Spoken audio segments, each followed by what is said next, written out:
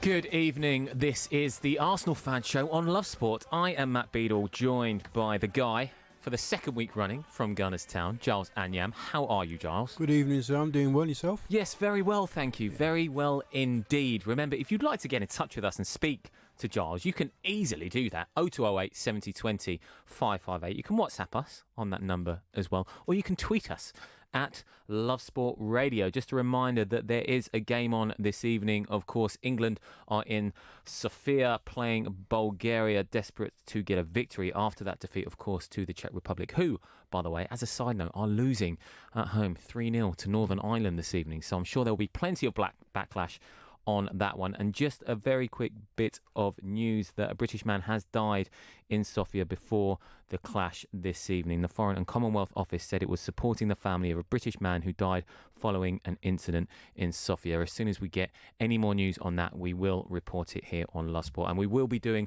live updates from the game as well that kicks off in around 45 minutes or so.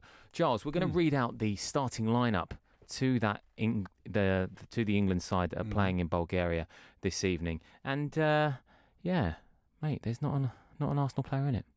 No, there isn't. It's we've kind of gotten used to that over the recent years.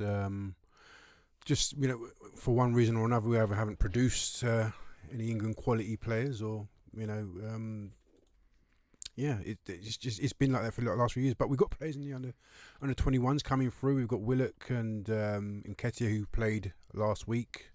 Nelson's also there. So, and Gareth Southgate made a mention of Bukayo Saka the other day. So he's one to watch for the future. So hopefully we'll be able to add to the list that ended with Jack Wilshere. I think it was the last Arsenal player. Is that the last one, was it? I think so. I could be wrong, but I think that was the last one. Well, the lineup is Jordan Pickford, Kieran Trippier, Tyrone Mings making his debut, of course, this evening in place of Michael Keane, Harry Maguire alongside him in the centre of defence, Ben Chilwell at left back, Jordan Henderson, Harry Winks, Ross Barkley, Raheem Sterling, Harry Kane and Marcus Rashford. So, yeah, I mean, it's an interesting one, isn't it? The good thing is that with the youth available to Unai Emery this season and those players coming through, you'd like to think it's only a matter of time before Arsenal being represented in an England shirt again.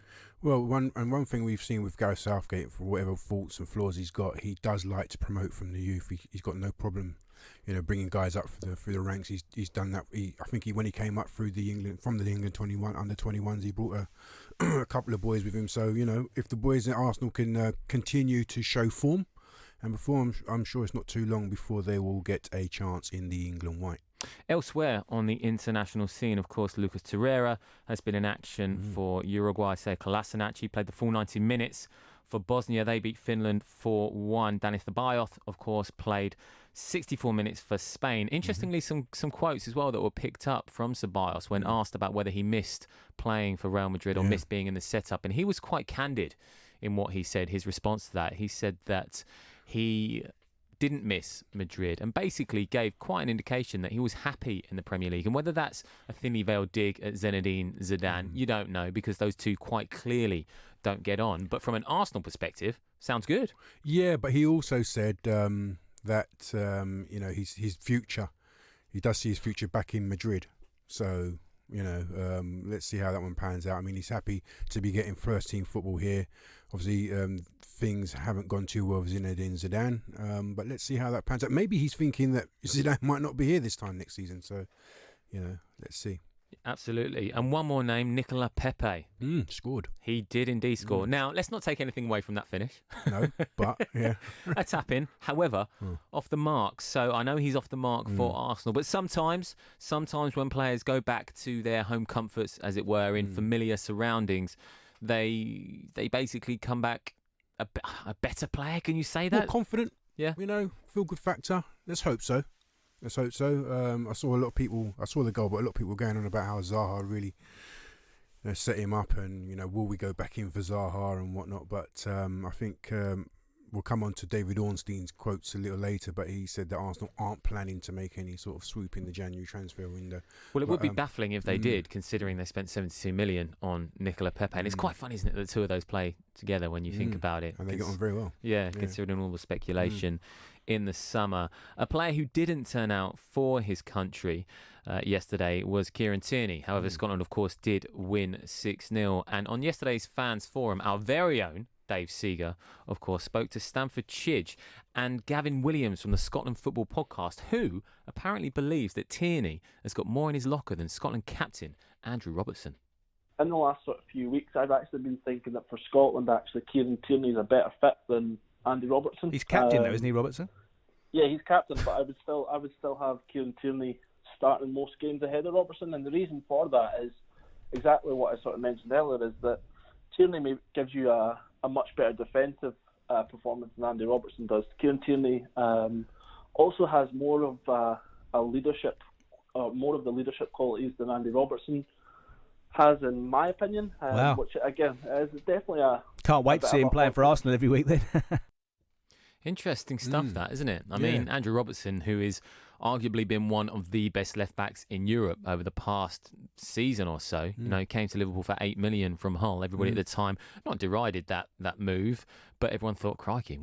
And he took a bit of time to oust Moreno from that position. He did, as well. yeah. So, they bedded him in, but that was over a long period of scouting. Around 10 months or so, Liverpool had been taking a look on Andrew Robertson.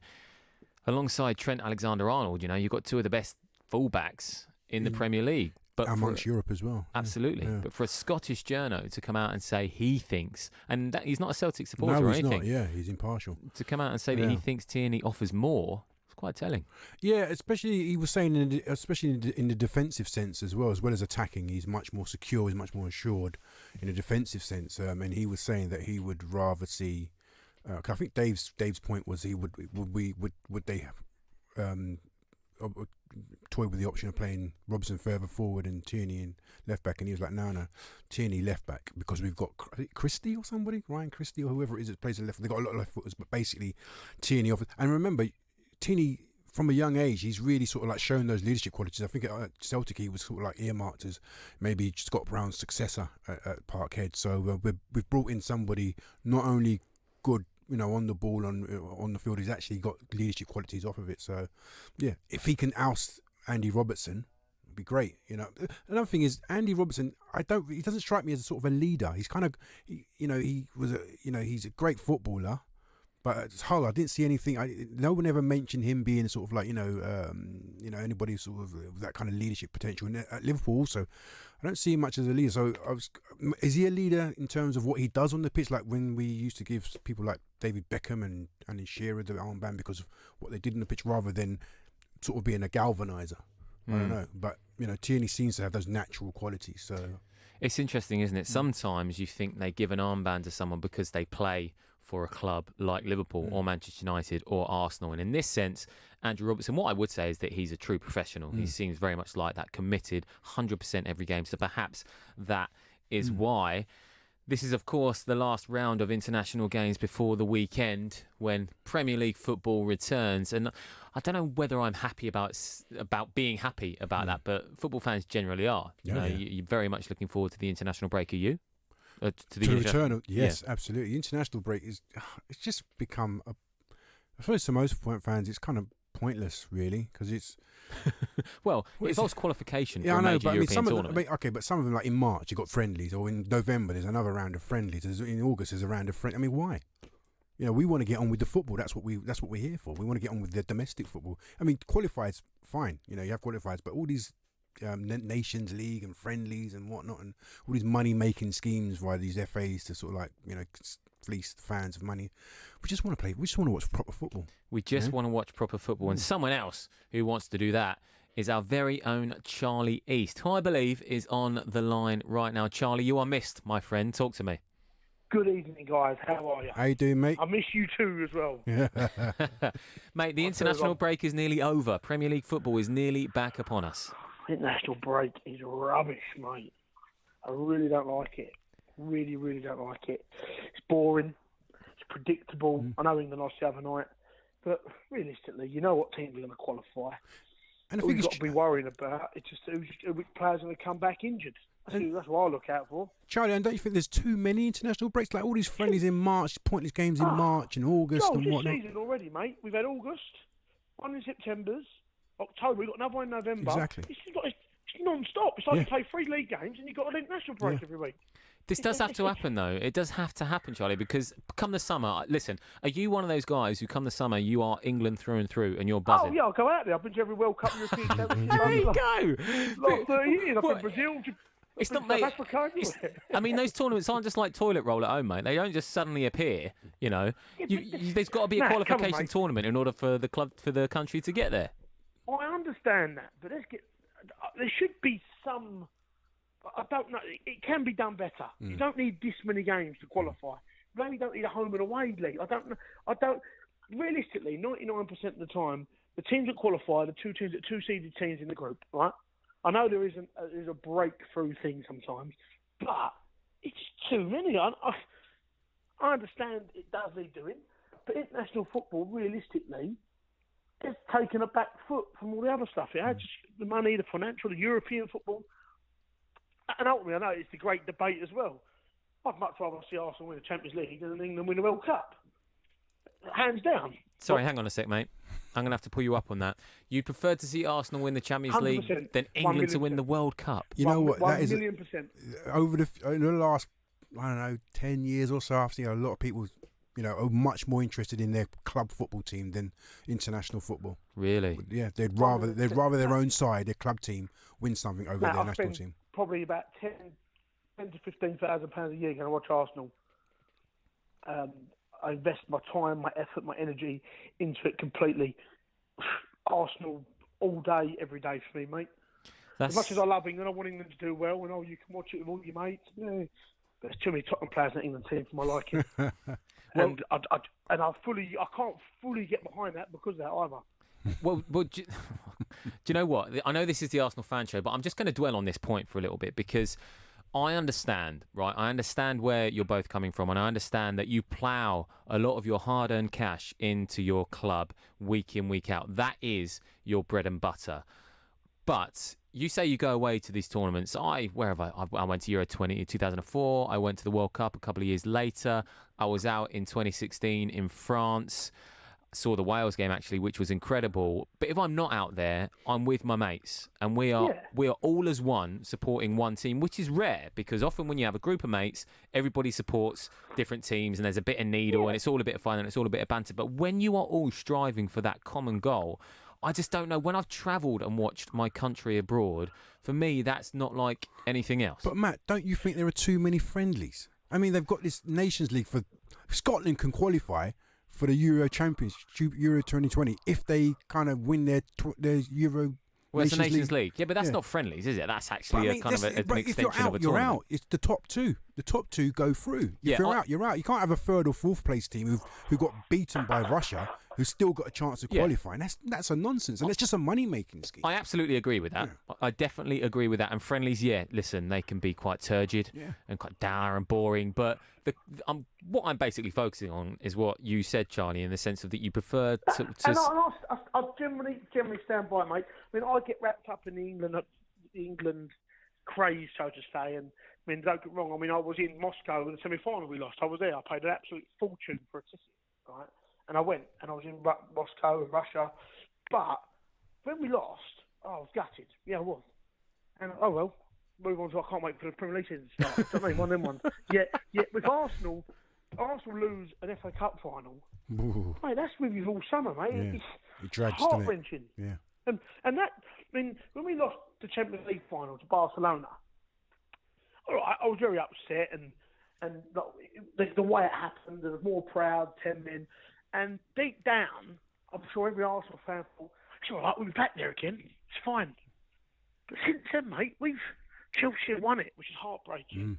Tottenham got to a Champions League final. If they would have won that, mate, we would never been able to live that down. No. Right? So it is all well and good about, everyone together, England. But for me personally, in a selfish sense, I want Arsenal to win the Champions League so I can be the one walking into work or walking home, and I'm the one who's got my head held on. I can take the mick out of everyone else. Maybe it might be a selfish thing, I don't know. It But is selfish. You Arsenal have the means- right to be selfish, out, Charlie. What's that, mate? You have the right to be selfish, I think. No, exactly. I'm just so club orientated. Maybe I'm a bit too mad for Arsenal. But I just. Do you remember in your dad's day? Did your dad sort of like? Did your dad have the same sort of way of thinking, or was he more sort of internationals and how did? I don't know. I think it's different eras. My I dad think always so said too. growing up, he said like he was a bit young for the '66 World Cup, but I think he got gripped by like the 1990 World Cup. Well, I was too young for that at all. I was like 2 years old. I mean, so I don't remember it. But he said he used to love sort of England, but that sort of.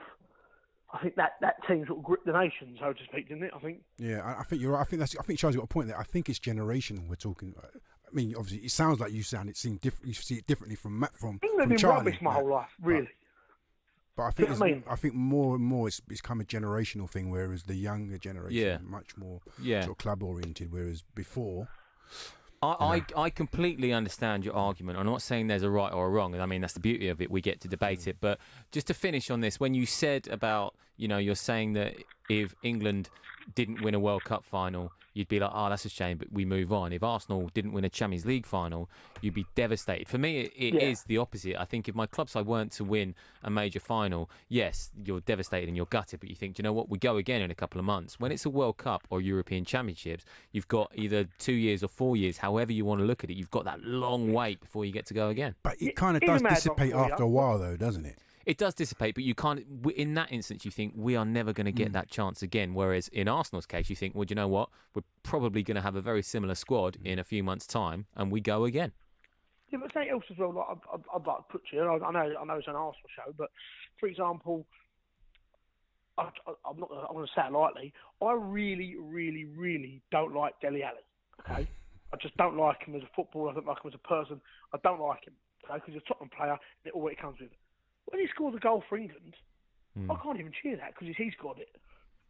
And I know it's a bit of a weird one, but I can't be against him the whole season and hope he sort of doesn't do well and so on, and then find myself cheering for him in the summer. I know it's a very strange debate, and my mind probably works differently to other people. But Mate, all that does is just show you've got strong morals, Charlie. There you go. You're not a hypocrite. There we go. But it's rolled on Sheffield United on Monday, mate. That's what we're looking forward to. That is what we're A cold, wet, windy day at Brentwood Lane. We know we're not going to get nothing up there. Indeed. Well, mate, as much as I'd love to talk to you about that game, we do have to move on. Charlie East, it has been nothing but a pleasure talking England and Arsenal with See you. you soon. This is the Arsenal Fan Show on Love Sport. Plenty more coming up. Giving your team the coverage they deserve. Love Sport Radio. Follow @Love Sport Radio on Twitter for all the latest news, views, competitions, and the best bits from your favourite station. Love Sport, the station giving fans a voice. You all right, mate? Yeah, I'm fine. Yeah? Really? It's just there's a massive grizzly bear sitting on you. You sure you're okay? Well, now that you mention it, Sometimes we say we're fine when we're not, but with 1 in 4 experiencing a mental health problem, if your mate says he's fine, he might not be. Be in your mate's corner and ask twice. Time to change. Cancer. It can affect anyone. And when it does, Macmillan are right there to support them. From the moment of diagnosis, we offer physical, financial, and emotional support.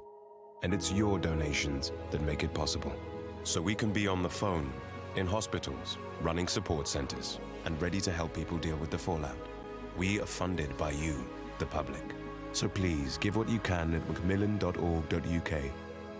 Macmillan Cancer Support, right there with you. Don't get caught out by rising energy bills this year. Leading price comparison site A Spokesman Said can help you save money in just minutes. Plus, sign up to A Spokesman Said to get the latest super cheap collective energy deals. These offers are such great value, they aren't even available direct from the energy companies. Savvy customers have saved over £10 million from collective energy deals. Go to aspokesmansaid.com and you could be saving big money on your bills. With aspokesmansaid.com, fighting for you, saving you money. My mum and dad say that I don't need lots of sugar. I'm sweet enough already. So we used the Change for Life food scanner app to find out how much sugar is in our food and drink. It's surprising how much we found. So I put my detective hat on to find the healthier choices. Woohoo! Found one, Mum! You can be food smart too. Download the free Change for Life Food Scanner app today.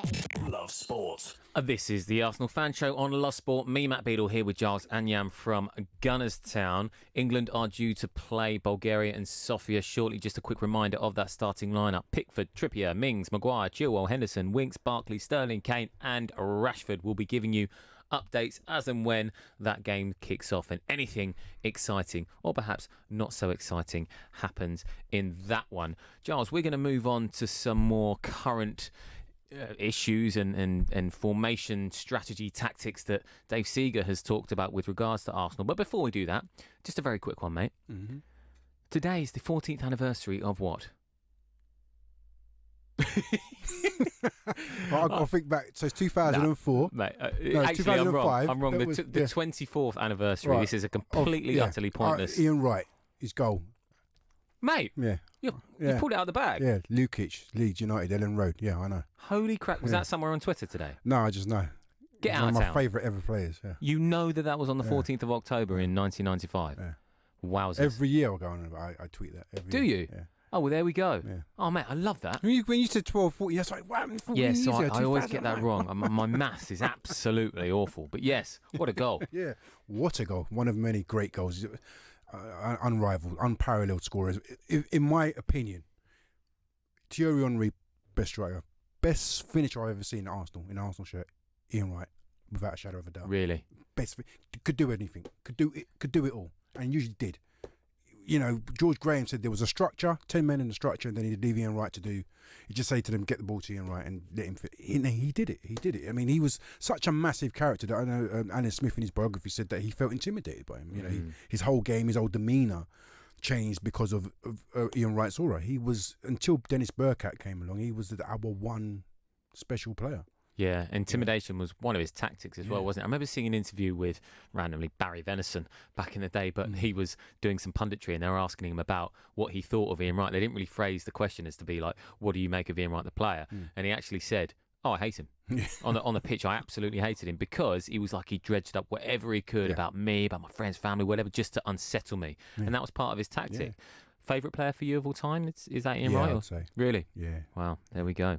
Ian Wright, yeah, great goal. I remember he's also spoken of that goal as well, hasn't he? Because, of course, he had prior knowledge of John Lukic being an ex-Arsenal goalkeeper, Yeah. knew exactly what he was going to be doing. Yeah. Yeah, 24 years since that goal at Ellen Road, which Giles Anyam knew all about. So there we go. He's caught me on the hop there.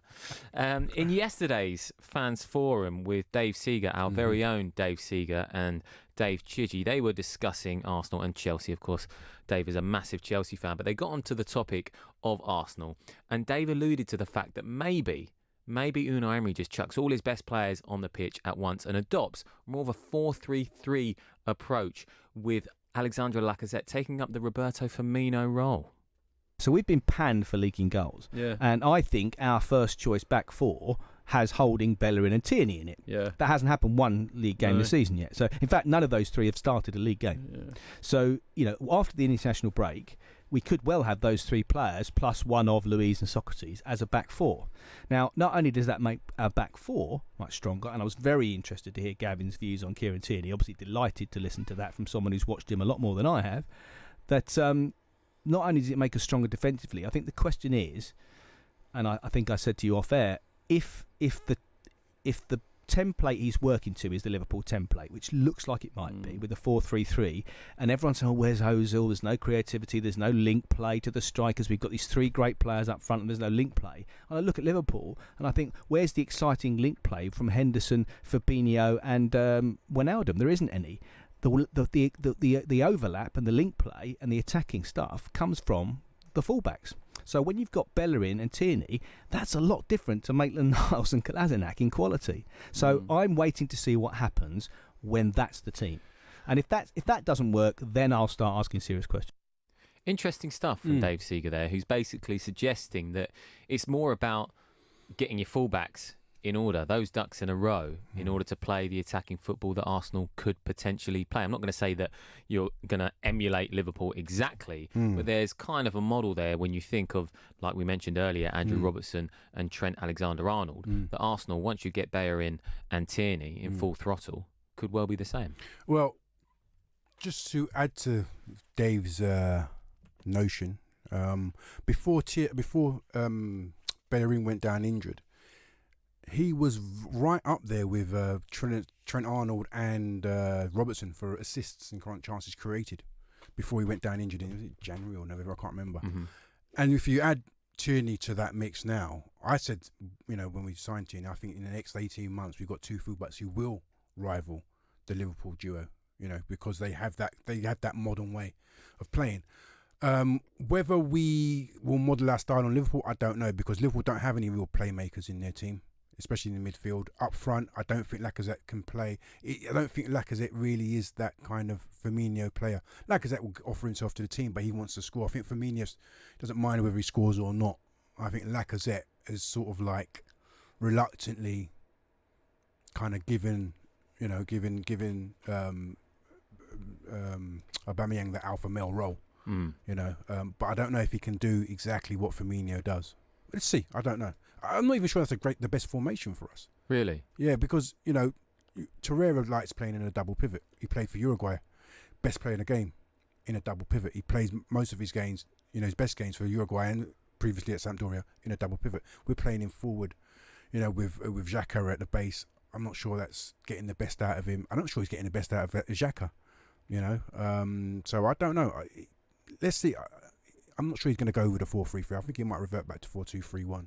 Interesting. Well, it does.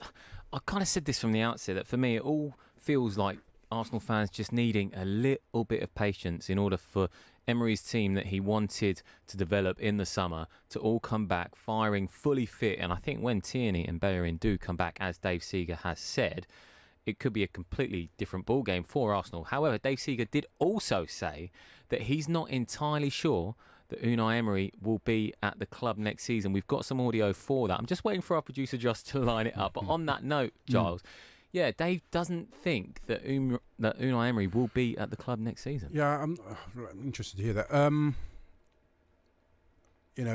The fan base, as David Ornstein said, the fan base, in terms of the fan base, he's walking a tightrope.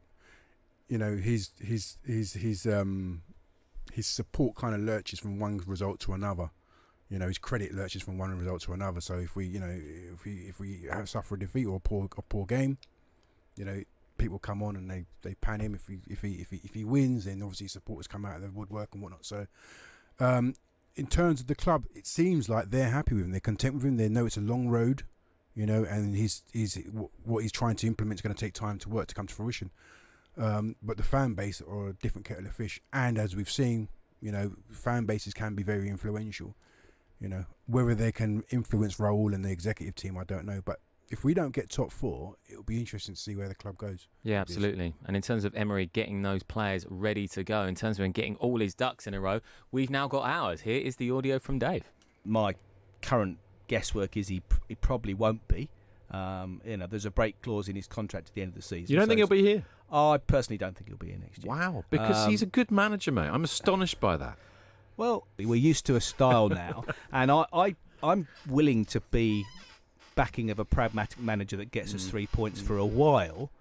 But I think if we had an average squad, like George Graham latterly had that average squad, and we were getting results, people would accept it.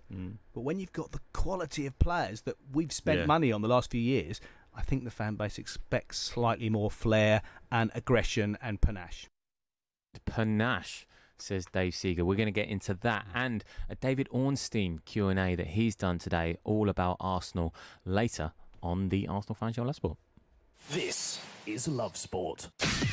Join former Premier League goalkeeper Richard Lee and Patrick Christys for Love Sport Breakfast every weekday morning from 6:30. I look at Sven and he's got this certain persona. Yeah, and he tells quite a funny story about how he beat Fergie 3 times in his career. And then after all that, he still says, well, I really like Fergie. What a nice guy. Yeah. Yeah, okay. Love Sport Breakfast every weekday from 6:30. Listen on digital radio, on the app, and watch the show live on our YouTube channel. Love Sport. Get ready for Brexit on the 31st of October. This means that travelling to the EU will change. You'll need to check online if your passport is valid for travel to Europe. If you're planning on driving, you'll need to check if you have the right documents to drive. And make sure your travel insurance covers all your healthcare needs. To keep your trip on track, check what you need to do at gov.uk/Brexit. Get ready for Brexit on the 31st of October. Cancer. It can affect anyone. And when it does, Macmillan are right there to support them. From the moment of diagnosis, we offer physical, financial, and emotional support. And it's your donations that make it possible. So we can be on the phone, in hospitals, running support centres, and ready to help people deal with the fallout. We are funded by you, the public. So please give what you can at macmillan.org.uk. Macmillan Cancer Support, right there with you. Are you paying way over the odds for your car insurance? The spiralling costs put people off driving, full stop. But you're a careful driver, and realistically, you'll only need an insurance payout if some halfwit cuts you off on the M1. So you shouldn't be forced to pay massive car insurance premiums. And you don't have to. Go to price comparison site aspokesmansaid.com today and find out the best value car insurance deals on the market. Don't pay the price for not shopping around. Aspokesmansaid.com. Fighting for you, saving you money. Making small changes to your lifestyle could improve your chances of staying healthier longer. Start now by taking our free How Are You quiz. Just search 1U. This is Love Sport. This is the Arsenal Fan Show on Love Sport. Myself, Matt Beadle, here, joined by Giles Anyam from Gunnerstown. We heard from Dave Seeger before the ads, and he thinks he's not sure entirely whether Unai Emery will be in charge at Arsenal next season. His reason for that being that he's got a good squad. Unlike what George Graham had, is what he referenced back in the day, and didn't have a great squad to deal with at Arsenal. Unai Emery, on the other side of it, does have a very good squad, and he thinks if he doesn't get the best out of that squad, Emery could be on his way out. What do you think, John? I think, as I said before the break, that I think there's a growing feeling amongst the Arsenal fan base that he's not getting the answers from this squad. It's a talented squad, and we just, the results are coming. We've only lost once this season in the league, but in terms of performances wise, and the manner of the performances, they're not really great. And I think a lot of people are thinking if he doesn't get us into the top 4, then he should leave. So I'm not surprised. It's a results business, and he had the first year to get used to the league, to the players, to the squad, to the system, whatever, get his systems in place. And a lot of people are now thinking, well, if you don't, then you're off. But like I said, there's conjecture about the length of his contract. So, Indeed, there is. Well, we're going to get onto that. Like I said, there is a Q&A today from David Ornstein, of course, a very respected Arsenal journo, tends to come out with the stuff that Arsenal fans are in favour of, would you say? Well, they don't call him. He's got loads of nicknames, David Ornstein, but he's the king of Arsenal info. Well, name like Ornstein, you can imagine. Yeah, absolutely. On the line now, we've got fellow Gunnerstown alumni, Paul from Gunnerstown, Paul Hepker, Invinciblog, of course, of Gunnerstown. How are you doing, Paul? I'm well, thank you. How are you doing? Yeah, How you doing, mate? Very good, mate. Great to have you on. The South African branch of Gunnerstown. Yeah, the South African branch.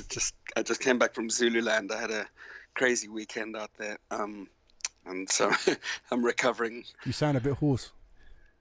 Yeah, a little bit. It was a late night singing, lots of whiskey, and I'm surrounded by Zulus, and I don't speak Zulu, so I was just, kind of chipping in when I could and trying to catch a thread of what was going on.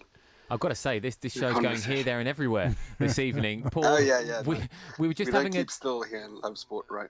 we were just having a debate there about Unai Emery and his future at the club. Dave Seeger, in particular, thinks that he may not be there next season. Giles is kind of somewhere in the middle, I suppose. What's your take on this one? I hope he isn't, but Really? I'm not sure who would replace him. Yeah, I'm really not enjoying. I haven't enjoyed these last 2 years, to be honest, and it's hard to see that we did relatively well last year. I mean, Europa League final, 1 point off of fourth.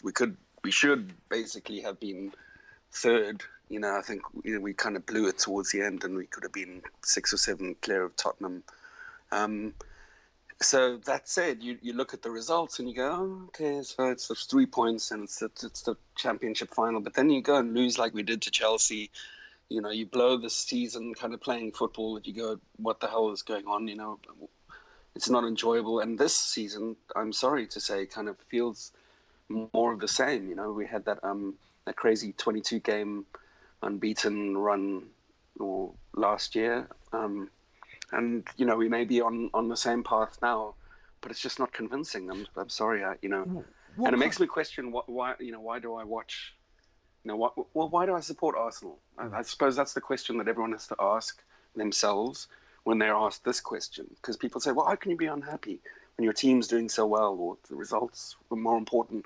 But I think just it's like choosing a car or a flavor of ice cream, or there's an Arsenal way of doing things, and the kind of football that Arsenal plays, that I've seen them play, is the kind of football that I like watching, and I'm not seeing it, and so that's what it is. I mean, yes, I'll still eat the same ice cream and I'll still drive the same car, but I'm not enjoying it like I have. What's the before. reaction So does like? that answer your question? What's the reaction on Gunners Town? Like, obviously, I can understand kind of. It's read by loads and thousands of people. And what's the kind of response you guys get on Gunners Town? I'd say that kind of the opinion that I've just expressed is maybe 60 to 70%. Obviously, the people that write and blog are more likely to have an opinion than to have an opinion. Generally, you stick your head above the parapet and say something contrary or interesting. So I think that the people that I'm hanging out with on Gunners Town are more likely to tend towards being critical. It's kind of what we do, I think, as Arsenal bloggers and Twitter accounts, people that are very active. I think that we're more engaged with our enjoyment, or with our with football and with Arsenal in particular. I think some people are more prepared to just accept it as a spectacle, something that they're not part of or that they can't change, and so just sit back and support your club and cheer loudly. It's kind of it's a dilemma, because we get this question all the time. And I think, sorry to answer your question, I think majority of the Gunners Town writers that I know have this sense of dis-ease, or unease, that there's something just not quite right, something's broken. I'm not sure what it is. So. Great, Paul. We are going to maybe talk... I'm broken. We're going to talk more about this Ornstein Q&A, because plenty of fascinating stuff to come on Love Sport. Love Sport. Cancer. It can affect anyone. And when it does, Macmillan are right there to support them. From the moment of diagnosis, we offer physical, financial, and emotional support. And it's your donations that make it possible. So we can be on the phone, in hospitals, running support centres, and ready to help people deal with the fallout. We are funded by you, the public. So please give what you can at macmillan.org.uk. Macmillan Cancer Support, right there with you. This is Love Sport. This is the Arsenal Fans Show on Love Sport. Me, Matt Beadle, with Giles Anyam and Paul, our South African Gunners Town rep, as well on the line. Now, I have referenced this David Ornstein Q&A that he's done with The Athletic today, and we're now discussing Unai Emery and whether he should be at the club next season, and indeed whether we think he'll be at the club next season. And I just want to touch on a couple of the questions that Ornstein was asked regarding Emery's contract. And it's quite interesting because his info that he gave was that Emery signed a 3-year contract with no break clause. However, the Times have said there is a break clause after the second season. Now, add to this the news that Ornstein has said the club are very content with Emery. They feel this work will take time to see fruition. Obviously aware of what happened with Manchester United post Fergie. Giles, there's conflicting information. It's difficult to kind of ascertain exactly what's going on. Exactly. As I said, Ornstein's quite good with Arsenal information, and if the club are... And the thing is, when you listen to people like Raul and Per Mertesacker and Edu, they do sort of have a joined up thinking. They all seem to be on the same page, and I don't know how fans are going to take this, if they see him still in position next season, whether or not we get top four, because I think the other day Raul said that, look, it's not dependent. It's not actually, we expect top four, but his job is not dependent on whether we get top four or not. So, I don't know how fans will take this, but it seems like the club are ready to sort of like let his work sort of like, bear fruit and see where it goes, rather than chopping and changing, as they've said. Reference Man United, who sort of change every 2 years, and they're even in a worse position than they were, before. So, Paul, another one that's going to certainly not delight Arsenal fans, because this is something that to me is reminiscent very much of the Arsene Wenger era, and I lost patience with Arsene Wenger saying, "Oh, do you know what? We could have signed Zlatan before he went to X, Y, and Z. Do you know what? We could have signed Ronaldo before he went to Manchester United." And my comeback on that one was, "Well, you didn't. You didn't sign them. So actually, you're making yourself look worse because you decided not to sign a player that you probably should have signed." And David Ornstein has come out with the info that Arsenal could have signed Antoine Griezmann in 2017 had Arsenal got Champions League football. They were also very, very interested in Virgil van Dijk as far back as 2015. What do you make of that? Yeah, these could have, should have. If you look at the list of people that we were linked to, and that wanted to play for us. I mean, the Griezmann thing, it's sad because I think we also missed that by 1 point, right? We were 1 point off Champions League.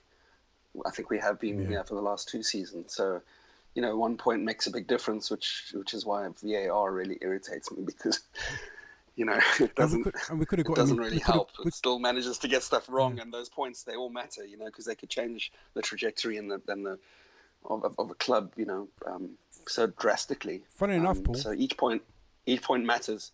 Yeah, sorry. Funny enough, we could have got him at Sociedad before he even went to Atletico, but apparently StatDNA said that he wasn't worth the money.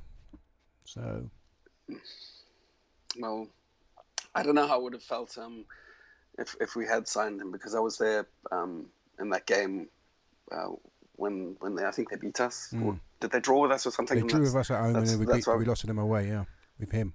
And he did his little clown dance with the Fortnite. Yeah. And if I'd been a sniper, I probably would have been sorely tempted. It's just one of those obnoxious, annoying things that certain players do that just. Anyway, but he's amazing. I rate him highly. It's sad to miss out on these players, but it happens so much. I mean, I think every club has claims to to getting somebody early, or if they've identified a player early or coming really close. It's I don't really hold too much. I don't invest too much emotion in the transfer window stuff, because in this Ornstein interview that you're talking about, he talks about the Arteta transfer from Everton and how that almost fell apart in the last day. In fact, he actually had announced that it was over because Arsenal had faxed through an agreement that wasn't what Everton and Arteta had agreed to, and so they just said it's not going to happen. And so there were frantic phone calls or faxes, and Arsenal promised that they would rectify it. After deadline day transpired, they would make it right. And Arteta and Everton took a chance on that happening, and so we got Arteta at the time. But I just think that there's so much that can go wrong, at the last minutes. It's and what is the saying? Until you see them on the pitch with the Arsenal shirts in their hands.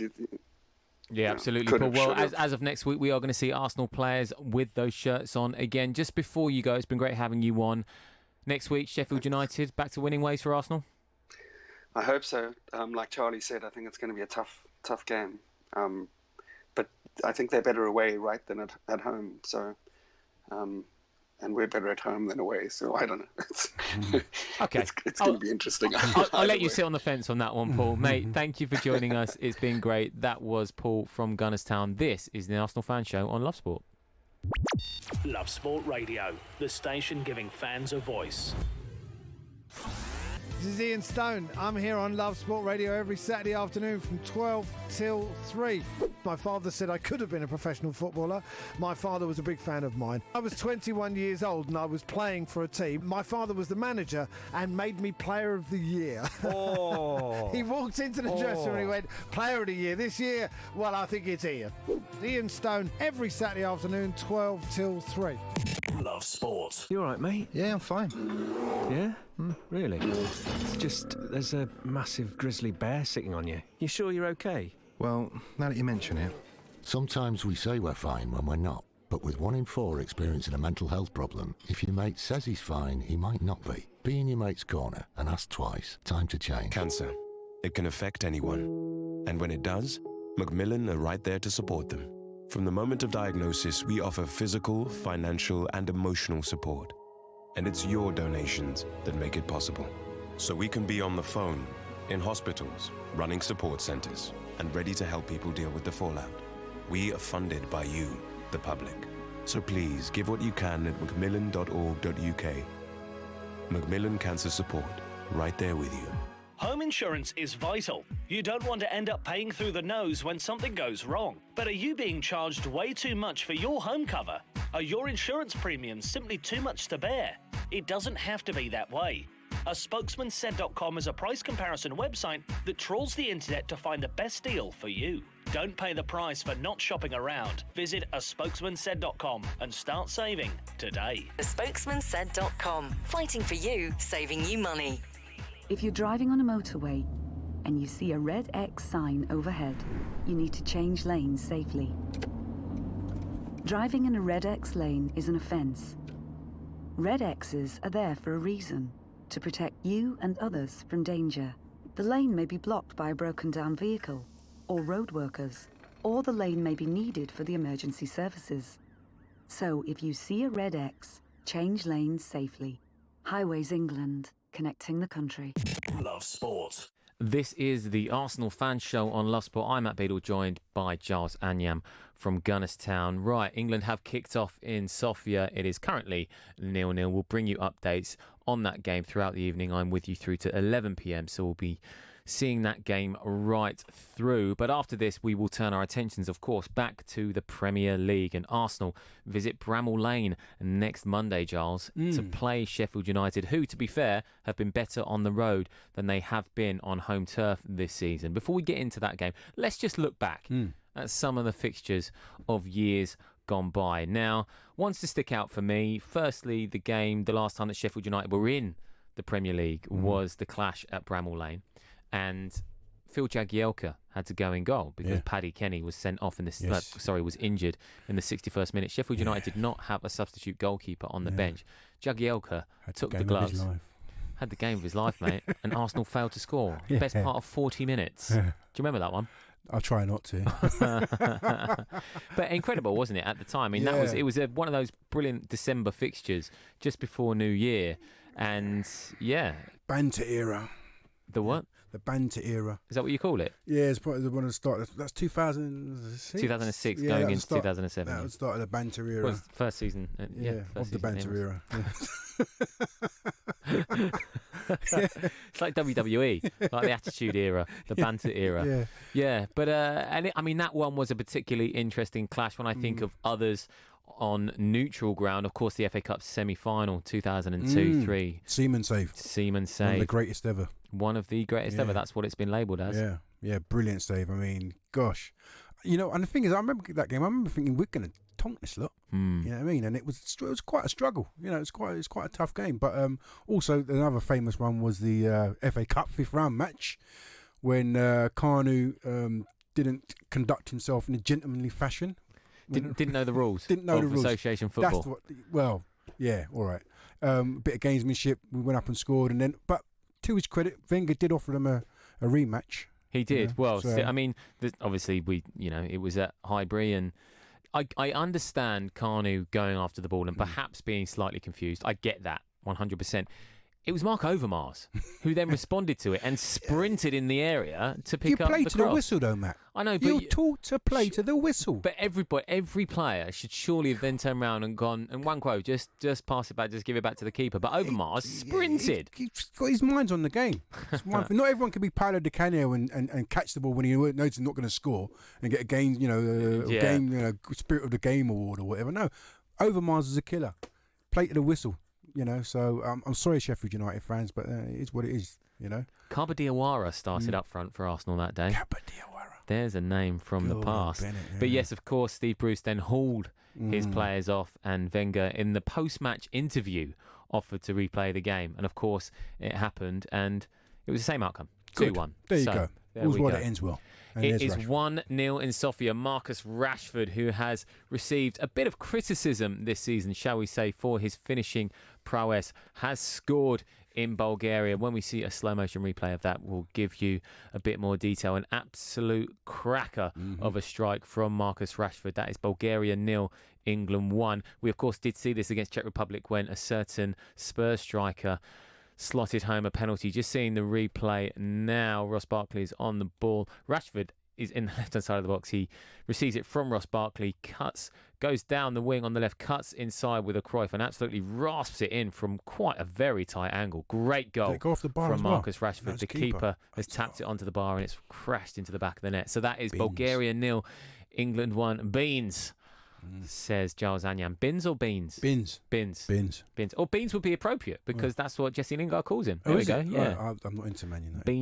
Beans. Well, no, it was when they're away. We are focusing, of course, on Arsenal. We're going to finish with our nostalgia. Now, of course, the last meeting was in 2008. Arsenal 6, Sheffield United 0 on that occasion. If I remember, was that the kind of... I know Carlos Vela scored a good few goals, and I'm wondering if he scored a goal in that match. He scored 3, my friend. He scored 3. Nicholas Bentner back to brace, and Lord Jack Bentner. Wilshere with the other. Right. There we go. Yeah. But moving our attentions to this clash on Monday, of course, it will be live on Sky Sports. Bramall Lane, not the easiest place to go to, as we saw with Liverpool a couple of weeks ago. They managed to scrape the victory, quite fortunately so. Gini Wijnaldum's shot bundling under the body of Dean Henderson. But how do you see this one going, mate? Well, I know if Dave was here, it'd be all positivity and whatnot, positive energy, and we're going to go out there and win. And me and Chris, I'm sort of like, I don't know, I haven't been hanging around with Chris for too long, and I don't know. We should win, but if we get out with a draw, what can we expect? I'm being honest, Matt. Away from home, we've not been great. And I know that Sheffield United's home form isn't that great, but they'll be up for it, man. They'll be up for it, and I wonder. Will we be up for it? Who's coming back from the international break? Who's going to be ready? Who's going to be fit? Are they going to be in form? Sheffield United probably don't have that many players away at internationals. They've probably got these 2 weeks to really focus on the tactics and whatnot. And I don't know. God, crikey. Yeah, I know. Do you know what? It really surprises me, and I know I get a bit of stick for this on the show, but it does surprise me that there is that sort of downbeat attitude generally on this show. And you're right about the away form. Only one win on the road this season, of course, that opening day against Newcastle. That was a struggle.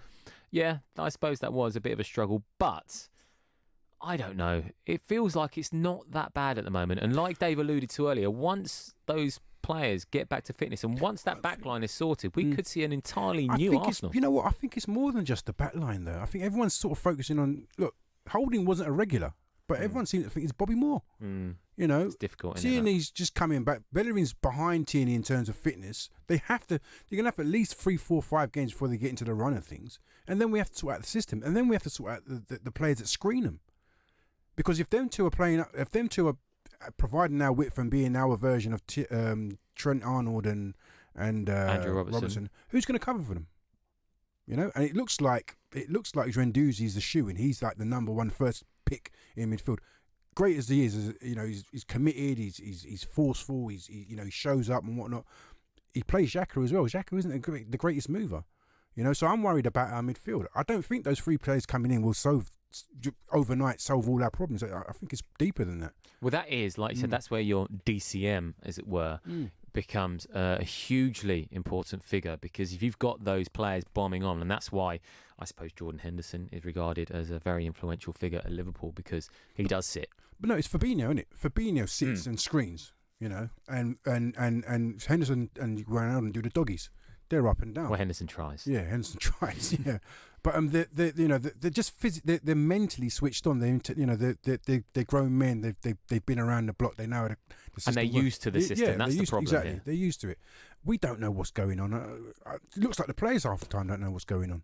You know, so I'm sorry. I mean, I would love to be more positive, but the current climate, we should win. But if we get out of a draw, we haven't lost. Well, on that hugely not so positive note, can you give me a score prediction at least, Giles? Head says 1-0. Heart says 3-1 Arsenal. Nice. Okay. Well, I'm going to finish it by saying that Arsenal are going to win 3-1 at Bramall Lane next Monday. We will give you all the reaction from that game as it is going on, of course, because the Arsenal Fan Show on Love Sport will return at 7 p.m, an hour before the game kicks off. We will see you next week. This is Love Sport. You all right, mate?